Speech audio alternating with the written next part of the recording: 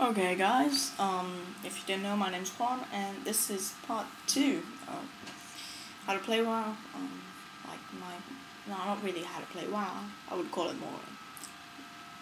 For now it is how to play WoW, but I'll be doing a walkthrough from 1 to 80. So now we're going to talk about characters. I'm going to create a new character, I'm going to show you. Now, you will first want to choose if you want to be Alliance or Horde. Alliance and Horde carries on from previous games, and basically they are enemies. So in Alliance we've got humans, dwarves, night elves, gnomes, and orc, undead, tauren, and troll, and then with the expansion of the Burning Crusade we've got Draenei and blood elves. So you may want to just look at some of the characters. Now, let's see. Now let's talk about classes. We've got warriors.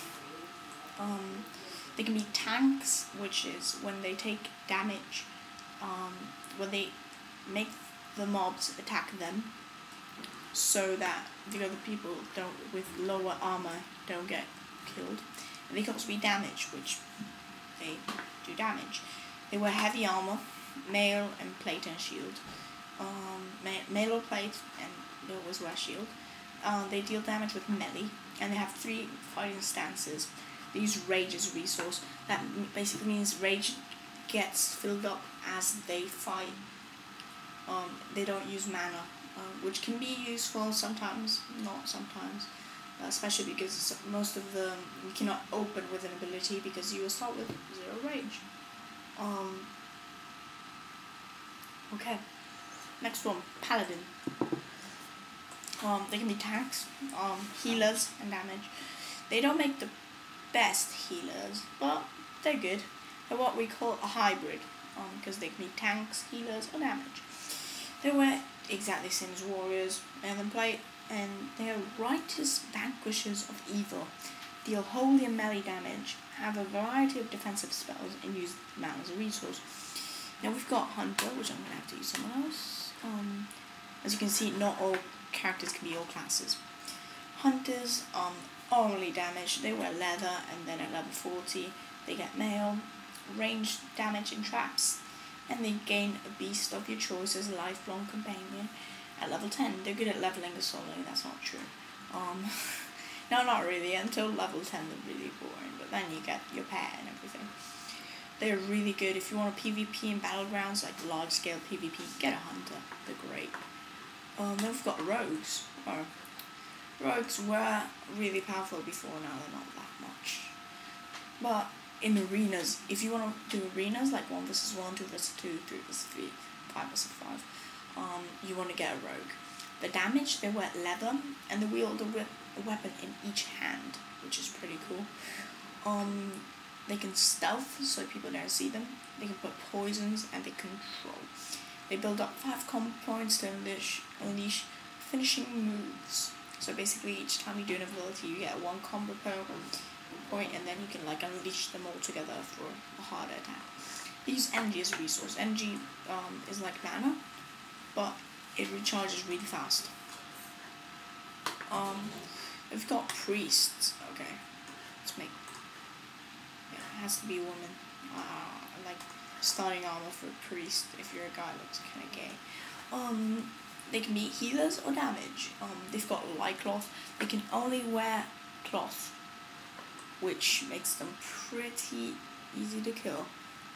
They deal heal damage with holy magic, cause damage with shadow magic. Use mana as a resource. So basically, they heal or they do damage.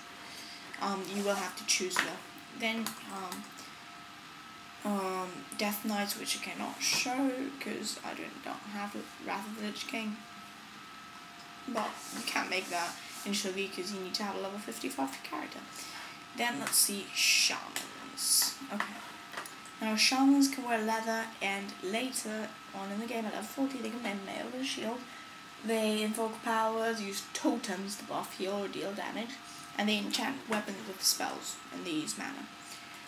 These are again healer damage. I would call the shaman also hybrid. Then we've got mages. Now mages are damage and they only wear light armor and cloth. They cannot heal themselves. They deal frost, fire, and K magic damage, and they can polymorph enemies or freeze them to the ground. That's the only way they get the enemy, and they deal massive amount of damage. Since they deal massive amounts and they can slow enemies down, that's what they do. They just try to kill them before they come to them, because if not, they will die. So they can teleport to cities and consume food and water. Now, food restores mana, water restores mana, food, health, and they can get that for free, which can be pretty a gold saver. And the teleport to cities makes for easier leveling later in the game, obviously. Let's see, Warlock. Warlocks on damage, they only wear cloth, really. They summon demons as servants. Emphasis on curses, drains, damage over time spells, can consume a soul shard for special abilities, and use mana as a resource. Now warlocks are really powerful. I mean, they're amazing. Now we've got druids. Now druids can be tankular damage, just as paladin, but the thing is, they can only wear leather. The thing is, they also shapeshift into animal forms. So, for example, level 10, you get your bear form, and then you can tank. Level 16, you get your cat form, then you can, like, scratch. Now, you can actually DPS then, or you can DPS people, and then you get your tree form, I don't know at what level, and you can heal. But you can do, like, healing and damage, you can do before. Tanking, it's not that easy, but you're not going to be tanking before level 10, I don't know. Just depends. Uses mana, rage, or energy as a resource depending on form. So it's basically a warrior, a rogue, and a priest. Oh yeah, and it's also kind of like a shaman, I don't know, or maybe a mage, because it can also spellcast. It's kind of weird. Okay, so those are things. Okay, now let's look at characters. Now we've got humans, which humans are nice. They're good spellcasters because of the increased spirit, and they have a bonus to reputation gain, which is pretty cool if you ask me. Because you don't need to do as much quests to get exalted or whatever.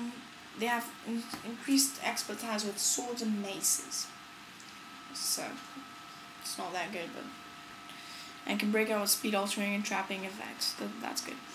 Dwarves. Okay, these guys make pretty good hunters. Resistant to frost and increased critical chance with guns. Maces also, they probably make good hunters. Night elves. Now, night elves have a crappy starting zone. Really crappy one. They're probably normally.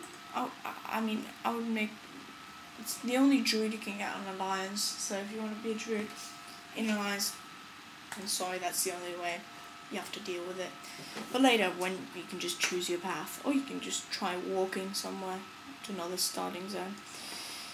They also make pretty good rogues because of their more difficult to hit. They've got a higher dodge chance, and fade into shadows. Maybe. Gnomes, they make good mages, warlocks, and rogues. They can escape from speed altering effects. So if you want to rogue for PvP, get a gnome. Increased intelligence, that's what you get for this. Resistant to decay, we don't get that. Draenei, they make any good spellcaster, paladin, warrior. Hunter. Gnomes make funny warriors, because the sword is actually like twice the size. Let's see, orcs, they make pretty good hunters and rogues and warriors.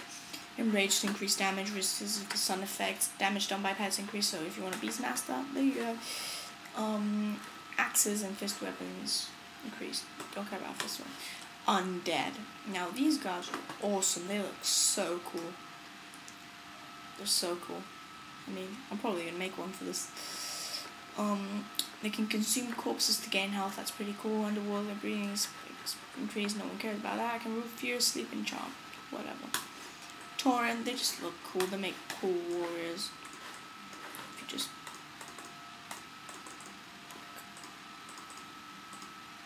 look at that. Look at that.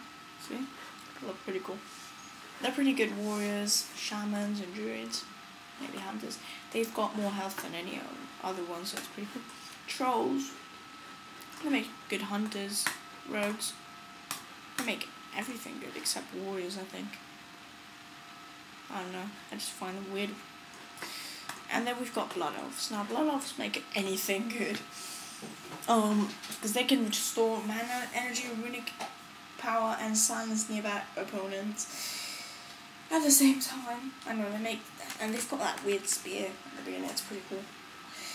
They make good priests. They make good rogues. They make good leaves. I don't know what he's wearing. Weird daggers. Make good paladins as well. Really good paladins. Mage and warlocks. They make everything good. So I'm gonna roll with undead because I find them really cool. Let me just play a bit with this. Give me a good hairstyle. Come on, Mohawk. Is it Mohawk? Come on. Tell me there's a Mohawk. Oh, there we go. Give it a blue hair colour. Maybe see if there's green. No. Now for the blue. I'll get the blue. No, I'm trying to change my hairstyle. There we go. Blue. Maybe this is actually red. Oh, that looks good. Let's just play a bit with this.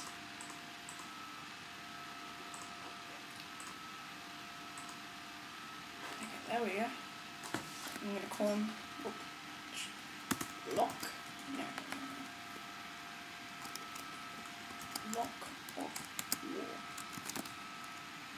Some of those will crap. Lock in War. Down. So there he is. Lock in War. So next video we're gonna be starting